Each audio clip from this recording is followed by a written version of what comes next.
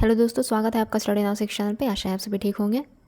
तो आज के क्लास में हम लोग हिंदी व्याकरण से संबंधित कुछ महत्वपूर्ण प्रश्नों को देखेंगे। ध्यान दीजिएगा और अंत तक जुड़े रहिएगा।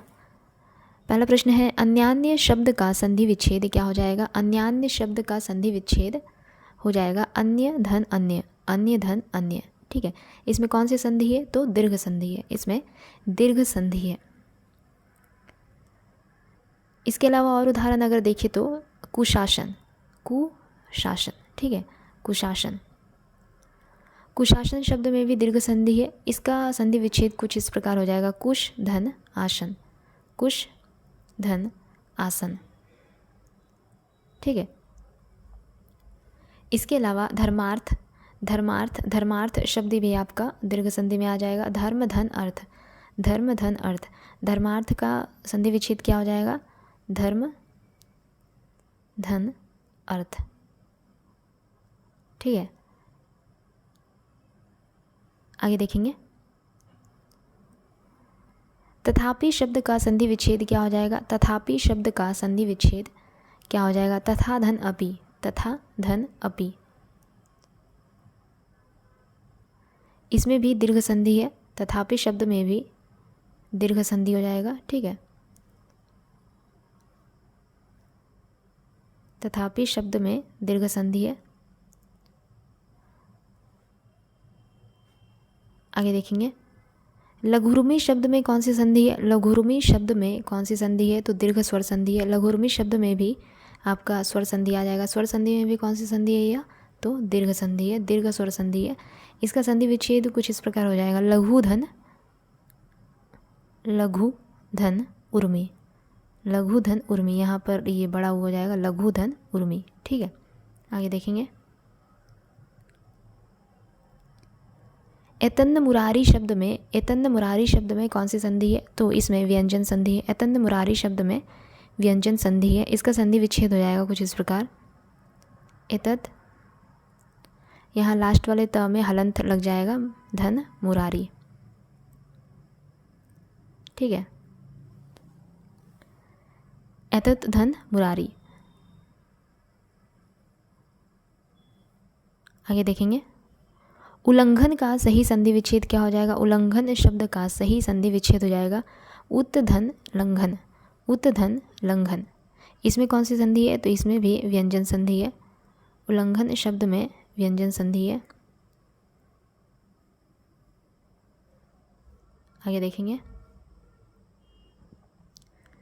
निम्न में से किस शब्द में, किस शब्द की वर्तनी शुद्ध है? इन शब्दों में किस शब्द की वर्तनी शुद्ध है? तो अत्यधिक शब्द यहाँ पे शुद्ध है। अत्यधिक यहाँ पर शुद्ध हो जाएगा। यहाँ हो जाएगा अधीन, अधीन। अ में आकार की मात्रा नहीं होगी, सिर्फ अ, अधीन। व्यवहारिक में यहाँ पे य में आकार की मात्रा लग जाएगी। ठीक है, व्यवहारिक में आकार की मात्रा व्यावहारिक हो जाएगा। उसी प्रकार मिष्ठान में यहाँ पर सिर्फ मिष्ठान, ऐसे करके। आगे देखेंगे, शुद्ध वर्तनी वाले शब्द का हमें चयन करना है। निम्न में से शुद्ध वर्तनी वाले शब्द का चयन करना है। तो अंत्याक्षरी, अंत्याक्षरी यहाँ पर शुद्ध है। इसके अलावा तदुपरांत अशुद्ध है, इसका शुद्ध वर्तनी हो जाएगा, शुद्ध वर्तनी है इसका तदुपरांत, तदुपरांत का शुद्ध हो जाएगा तदुपरांत। पूजनीय का हो जाएगा पूजनीय, पूजनीय शब्द का सही वर्तनी हो जाएगा पूजनीय। कवित्री शब्द का सही वर्तनी हो जाएगा कवित्री। ठीक है, यहाँ पर सिर्फ व में जो छोटी की मात्रा है वो नहीं लगेगी। इस प्रकार अंत्याक्षरी शब्द यहाँ पर सही है, बाकी सभी गलत था। इसके अलावा तदुपरांत का तदुपरांत, कवित्री का कवित्री, और पूजनीय का हो जाएगा पूजनीय। आगे बढ़ेंगे, निम्न में से कौन सा शब्द शुद्ध है? इनमें से कौन सा शब्द शुद्ध है? तो विदुषी विकल्प का यहाँ पर शुद्ध हो जाएगा, बाकी सभी अशुद्ध है। निम्न में से एक वर्तनी अशुद्ध है, उसे चयन करना है हमें। यहाँ पे अशुद्ध वर्तनी कौन सी है? तो श्रृंगार शब्द अशुद्ध है, इसका शुद्ध हो जाएगा। इसकी शुद्धि कुछ इस प्रकार होगी, श्रृंगार। ठीक है, यह शुद्ध है, इसका शुद्ध वर्तनी है श्रृंगार। आगे देखेंगे, निम्न में से एक की वर्तनी अशुद्ध है। इनमें से एक की वर्तनी अशुद्ध है। किसकी वर्तनी अशुद्ध है? तो शुश्रूषा। शुश्रूषा यहाँ पर अशुद्ध हो जाएगा, बाकी सभी यहाँ पर शुद्ध है। स्वर्णकार शब्द में कौन सा समास है? तो स्वर्णकार शब्द में तत्पुरुष समास है। स्वर्णकार शब्द में तत्पुरुष समास है। इसका समास विग्रह हो जाएगा स्वर्ण का काम करने वाला। स्वर्ण का काम करने वाला।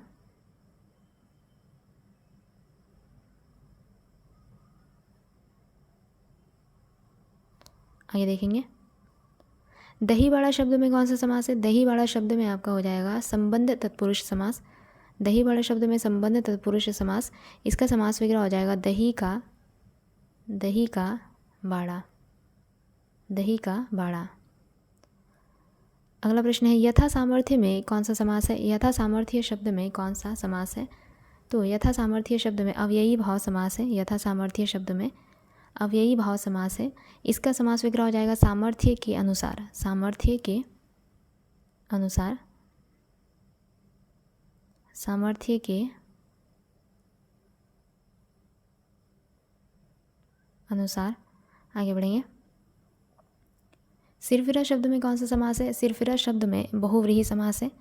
सिरफिरा शब्द में बहुव्रीहि समास है। इसका समास विग्रह हो जाएगा जिसका सिर फिरा हुआ हो अर्थात सन की। जिसका सिर फिरा हुआ हो अर्थात सन की। सिंहावलोकन का समास विग्रह क्या हो जाएगा? सिंहावलोकन शब्द का समास विग्रह हो जाएगा सिंह की तरह अवलोकन, आगे बढ़ते हुए पीछे की बातों पर गौर करना।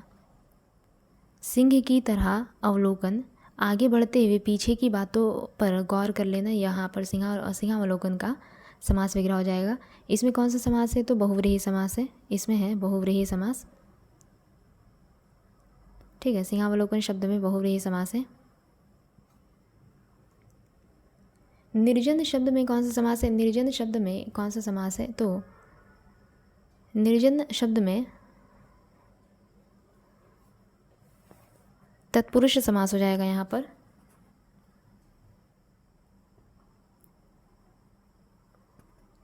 अच्छा, ये इसमें तत्पुरुष समास नहीं, सॉरी माफ़ कीजिएगा।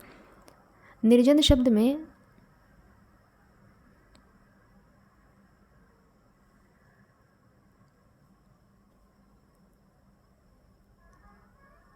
अच्छा, इसे हम बहुव्रीहि में भी ले सकते हैं। निर्जन शब्द को बहुव्रीहि में भी लिया जा सकता है और इसे तत्पुरुष समास, पदान तत्पुरुष समास में भी लिया जा सकता है। जो स्थान जन से रहित हो अर्थात निर्जन। जो स्थान जन से रहित हो यानी कि सुनसान कह सकते हैं उसको।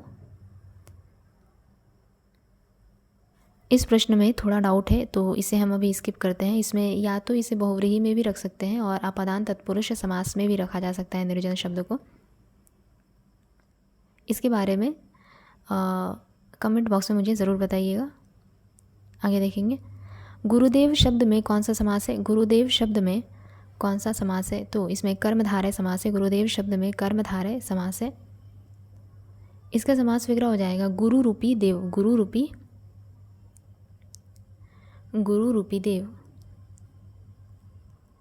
गुरुदेव शब्द का समास विग्रह हो जाएगा गुरु रूपी देव। कर्मधारय समास है। इसमें कौन से शब्द में कर्मधारय, निम्न में से कौन से शब्द में कर्मधारय समास नहीं है? तो विद्याभ्यास शब्द में कर्मधारय समास नहीं है। विद्याभ्यास शब्द में कर्मधारय समास नहीं है। इसमें संबंध तत्पुरुष समास है। विद्याभ्यास शब्द में संबंध तत्पुरुष समास। इसका समास विग्रह हो जाएगा विद्या का अभ्यास। विद्या का अभ्यास। विद्याभ्यास शब्द में कौन सा समास है? कर्मधारय समास है। इसमें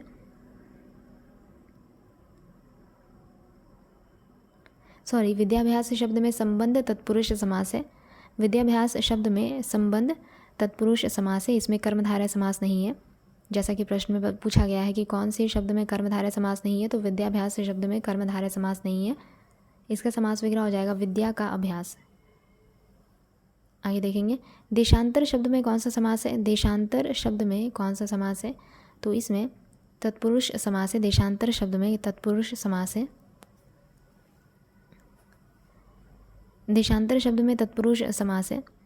इसका समास विग्रह हो जाएगा एक देश से दूसरे देश में भ्रमण। एक देश से दूसरे देश में भ्रमण। देशांतर शब्द में तत्पुरुष समास है। समास विग्रह कुछ इस प्रकार हो जाएगा कि एक देश से दूसरे देश में भ्रमण।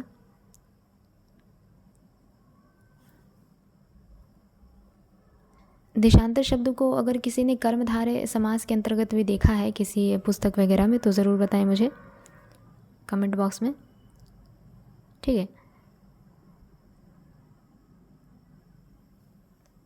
जिस समास के पूर्व और उत्तर दोनों ही पद समान रूप से प्रधान हो उसे क्या कहते हैं? जिस समास के पूर्व और उत्तर दोनों पद समान रूप से प्रधान हो उसे द्वंद्व समास कहा जाता है। जिसके दोनों पद प्रधान हो उसे द्वंद्व समास कहा जाता है।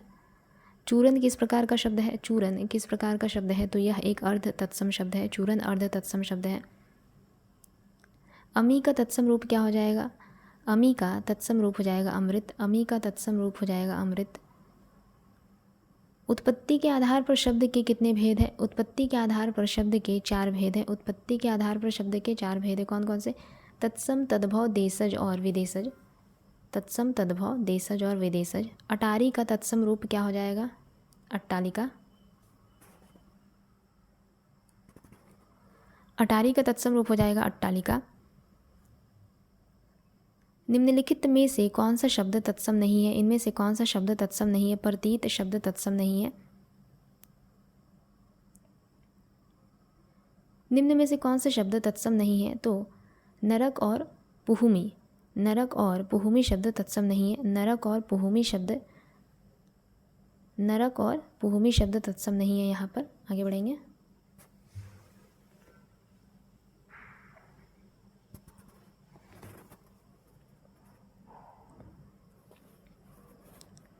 तिलक किस प्रकार का शब्द है? तो तिलक एक तत्सम शब्द है। तिलक एक तत्सम शब्द है।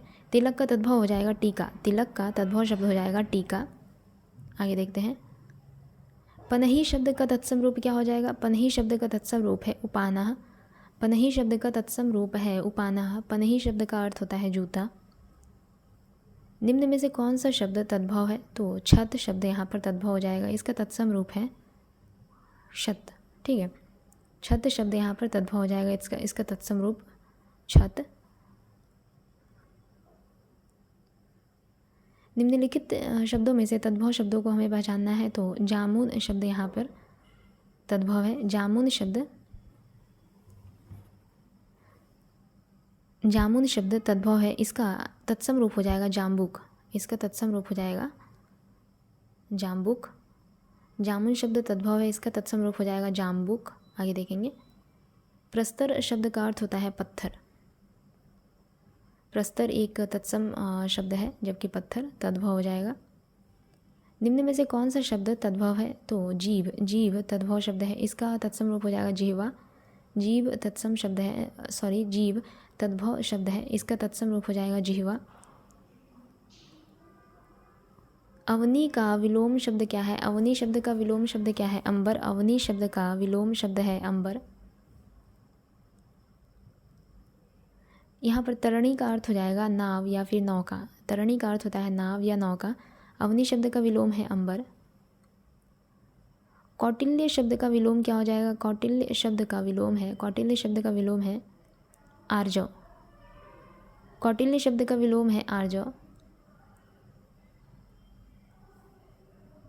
कौटिल्य का अर्थ होता है तीव्र बुद्धि वाला, ठीक है। कौटिल्य का अर्थ होता है तीव्र बुद्धि वाला, जबकि आर्जव का अर्थ है सीधा या सीधेपन वाला। एक तरह से सीधा कहेंगे इसे, जिनमें सीधापन हो।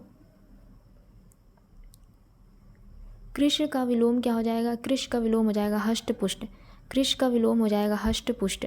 निम्न में से तीक्ष्ण विलोम शब्द क्या है? तीक्ष्ण का विलोम शब्द क्या है? तीक्ष्ण का विलोम शब्द है कुंठित। तीक्ष्ण का विलोम शब्द है कुंठित। निषिद्ध का विलोम शब्द क्या है? निषिद्ध का विलोम शब्द है विहित। निषिद्ध का विलोम शब्द है विहित। आगे देखते हैं।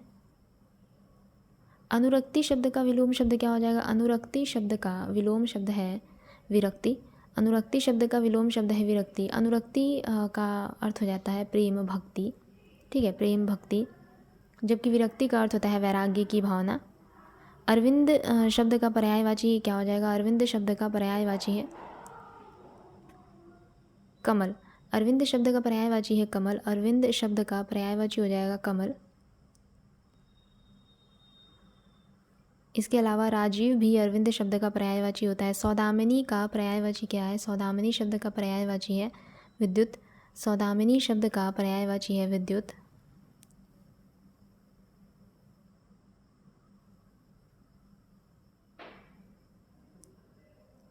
निम्न में से कौन सा शब्द अनेक शब्द का पर्यायवाची है?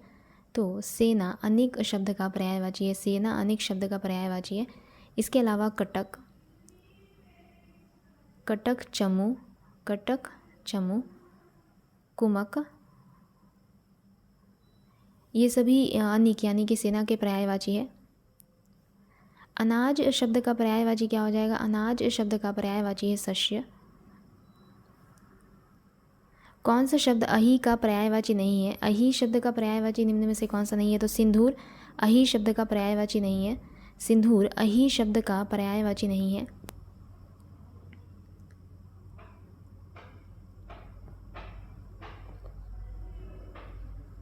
सिंदूर का अर्थ हो जाता है हस्ती या फिर हाथी। ठीक है, सिंदूर शब्द का अर्थ हो जाता है हस्ती या फिर हाथी। निम्नलिखित में से अभ्र का पर्यायवाची नहीं कौन सा है? निम्नलिखित में से अभ्र का पर्यायवाची कौन सा है? तो बादल आकाश, ये अभ्र का पर्यायवाची है। बादल और आकाश अभ्र शब्द का पर्यायवाची है। थोक का पर्यायवाची क्या हो जाएगा?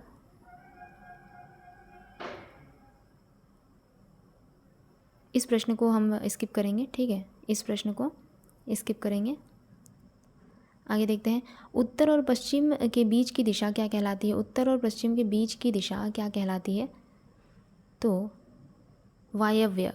उत्तर और पश्चिम के बीच की दिशा वायव्य कहलाती है।